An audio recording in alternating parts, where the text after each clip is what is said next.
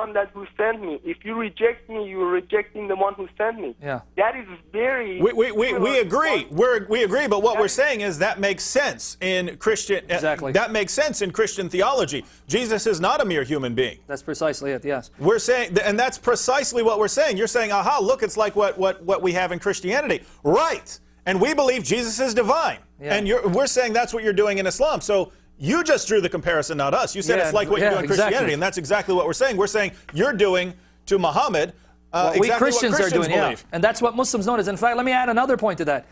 What the example you quoted, there's a difference in saying, I believe in Jesus, right? Saying, believe in me. Okay, I believe in you.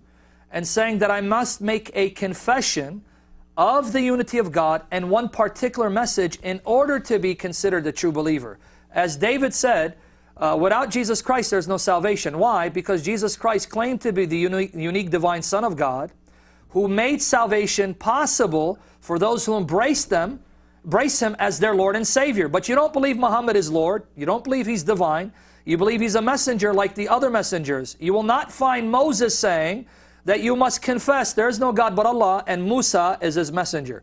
You won't find Abraham saying that. You won't find any of them saying that.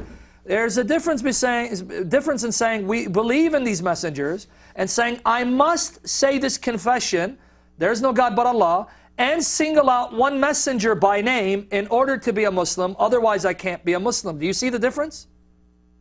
I do see the difference, and I mean, the best way I can explain to you, maybe I can work it out in the future and explain it better. Okay. Even in the Quran, it says that the first followers of Jesus were Muslims, and they said that please write us with the witnesses. But they didn't say there is no God but Allah and Isa is His messenger. That's my point. It doesn't say that in the Quran. That very passage says, and bear witness that we've submitted. You, Jesus, bear witness, we've submitted. But it doesn't say bear witness that there is no God but Allah and you, Isa, are His messenger. That confession, even in that passage, doesn't exist. So the disciples were not required to say to Jesus, according to the Quran, we're going by the Quran now, there is no God but Allah, and you, Jesus, are His messenger. We confess, bear witness to our confession. They didn't do that. So then why is it necessary for Muslims to say there is no God but Allah, and single out a particular messenger by name in order to become a Muslim and on the path of salvation? Let me give you a helpful analogy to see what I mean. When God commanded Moses to teach Israel to make a confession, the creed of Judaism isn't, Hear, O Israel, Yahweh our God, Yahweh is one, and Moses is His messenger. The creed of Israel is, Hear, O Israel, Yahweh our God, Yahweh is one. Stop. That's a creed, that's a confession that every Israelite had to say in order to be considered someone who is God-fearing and on the path that pleases God. Moses wasn't told to tell them, you must then say, I, Moses, am the messenger of Yahweh. As far as Christianity is concerned, as Brother Dave said, we have to confess Jesus because Jesus is a necessary component of our salvation because He's the divine Son of God who came to save us. But you don't believe that about Muhammad. You don't believe He's divine, and you don't believe that He came to save you by dying on the cross, right? That's Allah saves you through faith and good deeds. So again, we're back to square one. No messenger besides Muhammad ever said, testify there's no God but Allah or Yahweh and I am His messenger. Why did Muhammad do that? To be honest, I don't know. Okay, that's honest of you. We appreciate, we respect that. The only thing I can tell you is that the fact that Muhammad had to be acknowledged that he is representing the message of God on earth at that point, and also clarifying things, what has happened in the past with the other messengers. Okay. Could I be given 30 seconds to add something? Okay. You got it, buddy. Yeah, okay. We got callers. Okay, go ahead and ask your question. We got other callers, Manu, but go ahead. He has 2 minutes. One comment is that the way Islam views God as the entity that's unimaginable, that is absolutely apart from any aspect of creation. No part of that entity is, as the entity does not have any other parts in creation. And that is the concept of Allah or God. So if we go by that definition, any sort of an image or representation of God is not allowed, just like Judaism.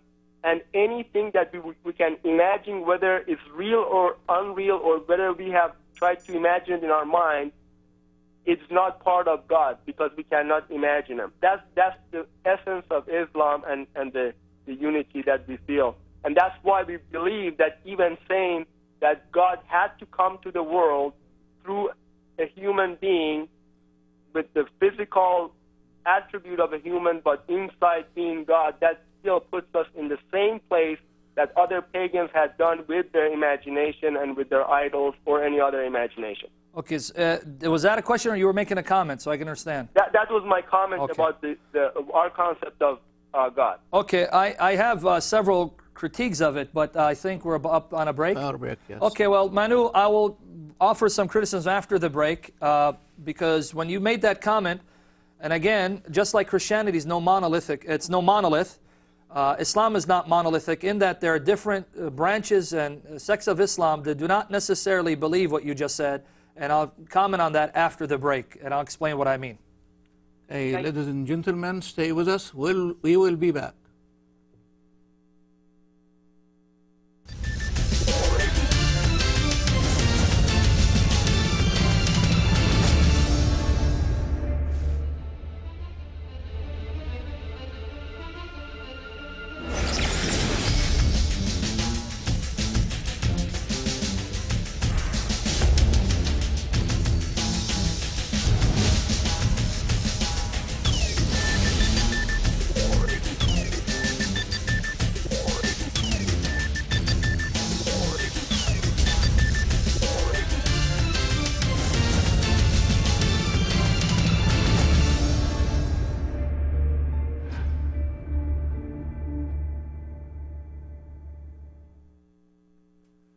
Ladies and gentlemen, we were back. Does Islam believe in one God?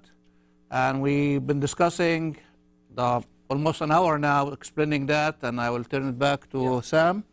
I just want to offer some brief criticism of what Manu said. He says that we don't ascribe an image to Allah because Allah is unlike anything in creation. And I know the Quran does say that. Surah 112, Surah Al-Ikhlas, 112 verse 4, and Surah 42:11. However, there are a group of Muslims out there, and they're called the Salafis. That's what they call themselves. Now again, when I refer to them, I'm not saying that their understanding of the Quran is actually the correct understanding and that every Muslim should believe them. I'm just bringing that out to show that not all Muslims agree with what Manu said. Salafis agree that Allah is unlike anything in creation. Yet at the same time, Salafis will tell you that when the Quran says that Allah has a face, or that Allah has a shin, or the hands of Allah, that Allah has eyes, these are actual literal attributes and characteristics of Allah, even though they're unlike anything in creation. And this is the Salafi position.